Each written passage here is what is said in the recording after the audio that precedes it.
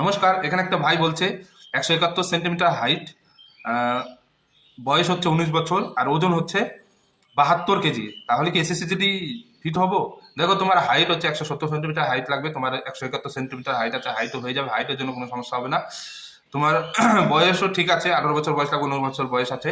কিন্তু তোমার যে ওয়েটটা 72 কেজি, ওয়েট কিন্তু অনেকটাই বেশি, প্রায় তোমার 10 থেকে 15 কেজি ওয়েট বেশি। তো 10 থেকে 15 কেজি তোমার ওয়েটটা কমাতে হবে। ওকে, তো কিভাবে কমাবে? সকালবেলায় রান করো, ফিজিক্যাল এক্সারসাইজের দিকে ধ্যান দাও, ঠিক আছে? সুইমিং করো। তোমার খাবার কমাতে হবে, ঠিক আছে? হেভি খাবার খেলে কিন্তু হবে না, তোমার হালকা ডায়েট নিতে হবে।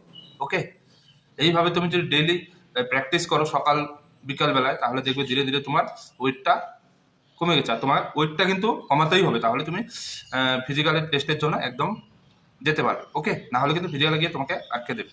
বোঝাতে পারলাম? ভিডিও ভালো লাগে ভিডিওটি লাইক করে দেবে আর কমেন্ট করে যাবে।